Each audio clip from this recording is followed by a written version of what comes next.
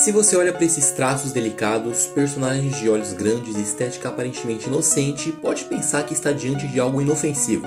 Certo? Errado. Existe um momento específico na história da animação japonesa em que a indústria decidiu testar limites, não apenas técnicos, mas morais. E alguns desses testes produziram obras que, até hoje, geram desconforto real. Para quem caiu de paraquedas nesse vídeo, já faz um tempo em que eu falei sobre o que são os animes em OVA, que eram animes que não passavam na televisão e já iam direto para o mercado de vídeo. E isso floresceu no Japão nos anos 80, porque também era a época do grande boom do VHS, home video. Apesar do OVA ter nos entregado obras incríveis, também nos entregou grandes lixos, sem pé nem cabeça, como da Tenshi Taishi no Kyuuin, o qual eu classifiquei como o anime mais nojento do mundo, devido à sua temática na qual eu explico nesse vídeo. Mas Deus, como eu estava enganado. Um ano antes surgiu o pai dela, Lolita Anime. O nome já diz tudo, né? Também conhecido como Wonder Magazine Series, foi lançado entre fevereiro de 1984 e maio de 1985 pelo estúdio Wonder Kids.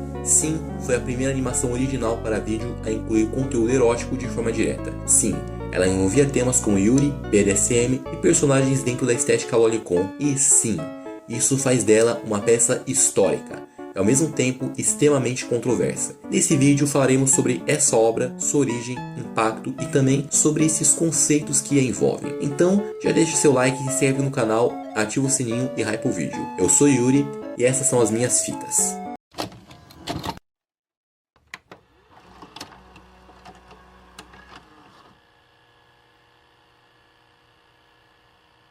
Pois bem, antes de sair distribuindo o julgamento automático, eu vou explicar rapidamente o contexto. Os anos 80 foram um momento explosivo para o mercado de animação japonesa. O VHS estava popularizando o consumo doméstico e surgia um novo formato, o OVA, Original Video Animation. E como já era algo que não era exibido em TV aberta, muita coisa rolou às escondidas. E um estúdio muito esperto chamado Wonder Kids percebeu que existia um nicho específico de público consumidor de conteúdo adulto animado, algo que ainda não havia sido explorado diretamente no formato OVA. Esse é o famigerado hentai, ou rentão, falando na gíria mais otaku. Ele existe no Japão desde os anos 40, mas algumas dessas representações eram mais realistas do que os personagens fofinhos popularizados por Osamu Tezuka, que, apesar de ter sido responsável por obras como Astro Boy e Kimba, o Leão Branco, também fez obras de cunho adulto como As Mil e Uma Noites e Cleópatra. Isso mudou com um cara chamado Hideo Azuma. Ele esteve por trás da mudança distinta no estilo dos hentai japoneses, de personagens realistas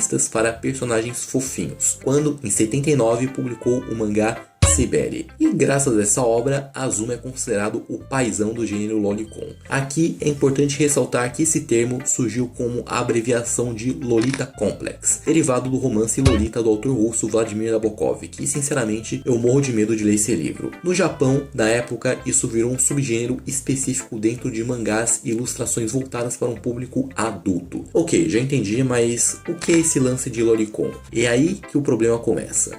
Na cultura popular japonesa, o termo é associado ao gênero de mídia que tem como foco personagens femininas infantis, ou com traços infantis, particularmente em uma maneira sugestiva ou erótica, sendo essa a definição mais comum fora do Japão. Na obra de psicologia popular, The Lolita Complex, de Russell Trainer, o termo é usado para descrever a atração de homens adultos a meninas púberes ou pré-púberes. Em japonês, o significado do termo não mudou muito, no entanto, o termo hoje é mais comumente usado para descrever desejos em relação a personagens femininas jovens ou com aparência jovem. Loli. Eu sei que você deve estar socando a parede e se perguntando se isso não é crime. Acontece que, infelizmente, as leis japonesas consideram que mangás e animes sobre lolicon não são ilegais, desde que não envolvam menores de idade em sua produção, permitindo o surgimento de um grande mercado para esse tipo de produto. É aí que nasceu essa obra. Grande parte dos animes são adaptações de mangás e como esse não foi diferente. A série no qual me refiro foi baseada nas histórias de Fumio Nakajima, publicadas na revista Lemon People, uma publicação conhecida por explorar o subgênero lolicon nos anos 80. Lolita Anime adaptou essas histórias para animação, e isso marcou uma virada. Foi a primeira vez que esse tipo de material saiu do papel e ganhou movimento, som e distribuição em vídeo. Foi o pioneiro tecnicamente, mas pioneiro nem sempre significa algo positivo. Visualmente a série segue o padrão dos OVAs iniciais, animação simples, orçamento limitado, foco mais em conceito do que em refinamento técnico, mas o impacto não veio da qualidade artística, veio do conteúdo. Lolita Anime abordava temas adultos envolvendo personagens com estética infantilizada, além de elementos como dinâmicas de dominação e relação entre personagens femininas. O problema central aqui não é apenas a existência de erotismo animado, o problema é a combinação de erotização com estética associada à infância. Isso leva a uma discussão que atravessa décadas. Até que ponto a ficção pode explorar determinados temas sem normalizá-los? Esse OVA possui 6 volumes. 6 episódios para ser mais exato. Os 2 primeiros contêm 2 segmentos de 15 minutos cada, totalizando meia hora. E meu Deus do céu, são doentios. Eu vou tomar cuidado para falar sobre eles e evitar entrar em detalhes, até porque não tem muito o que falar, porque conteúdo é o que menos temos por aqui. O primeiro segmento se chama Yuki no Beni Kensho, The Reddening Snow. A história acompanha Yoko, uma jovem que vive em uma vila rural e cuida do avô debilitado. A narrativa estabelece um ambiente de vulnerabilidade. A protagonista sofre abuso dentro do próprio lar e também é pressionada por um rapaz que ignora seus limites. A tensão evolui para um episódio de violência coletiva que a obra enquadra dentro da estrutura clássica de Rape and Revenge. Após a agressão, a narrativa assume um tom quase surreal. Yoko retorna para casa, ocorre um novo episódio de violência e a partir daí o enredo abandona qualquer compromisso com o realismo. O desfecho envolve uma sequência simbólica e uma vingança fatal contra os agressores, culminando num avalanche que encerra o segmento. O ponto central aqui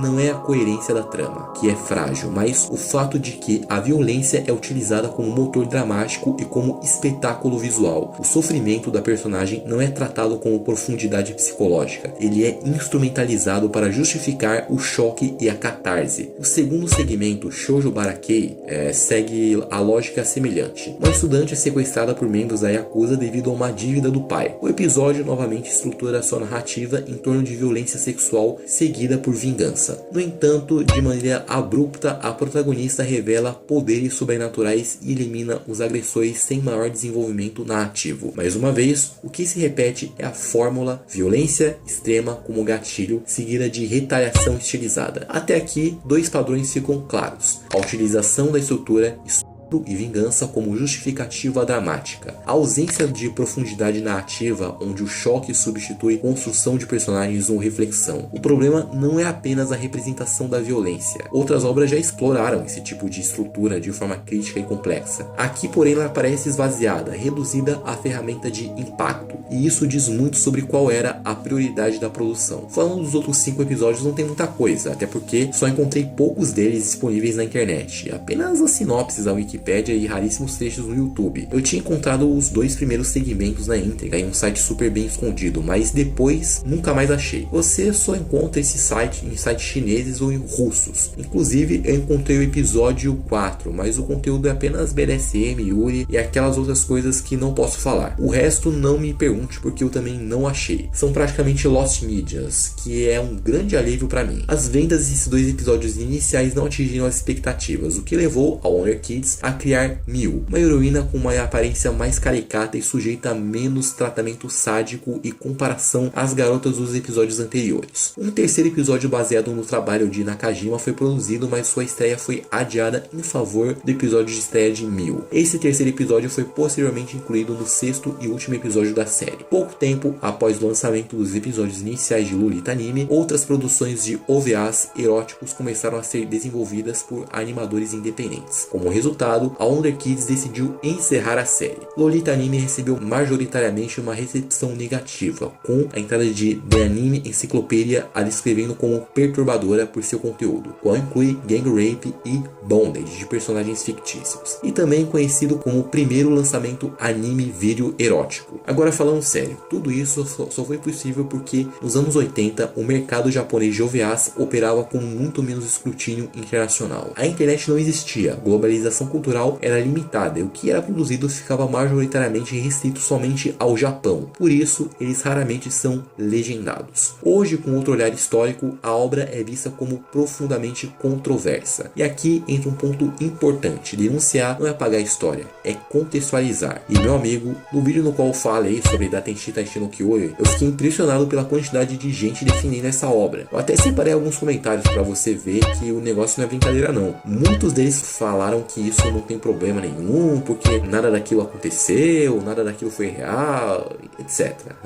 Sei, mas ficção não existe no vácuo. A cultura molda o imaginário molda a percepção, e percepção molda o que a sociedade começa a tolerar como normal. Quando alguém diz que não há problema porque não existe vítima real na produção, está reduzindo o debate à materialidade do ato. Só que a discussão não é apenas jurídica, ela é ética e cultural. A questão não é isso causou crime, a questão é que tipo de fantasia está sendo legitimada, que tipo de estética está sendo normalizada e por que existe mercado para isso. Liberdade artística existe? Com certeza, mas liberdade artística não significa ausência de crítica. Você pode defender que algo é legalmente permitido e ao mesmo tempo reconhecer que é moralmente questionável. Uma coisa não anula a outra. E aqui está o ponto central. Quando uma obra erotiza estética infantilizada, o debate não pode ser descartado com uma simples "é só desenho", porque o que está sendo discutido não é só tinta no papel, é o símbolo. Representações repetidas criam familiaridade. Familiaridade reduz choque, e redução de choque altera o limite do aceitável. Isso não é pânico moral, é análise cultural básica. Criticar esse tipo de obra não é censurar automaticamente, é dizer,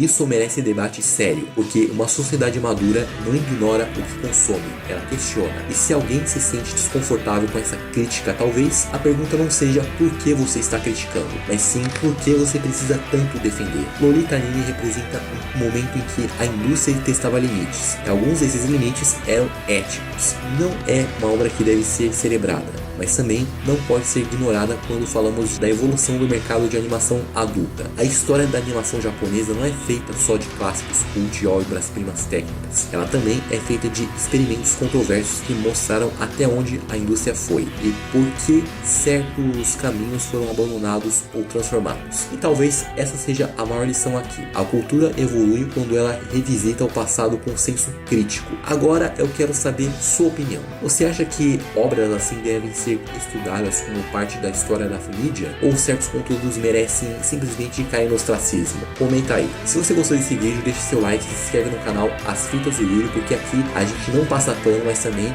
não foge da discussão. Lembrando, entender o passado não significa aceitar tudo que ele produziu. Enfim, essa foi a minha fita.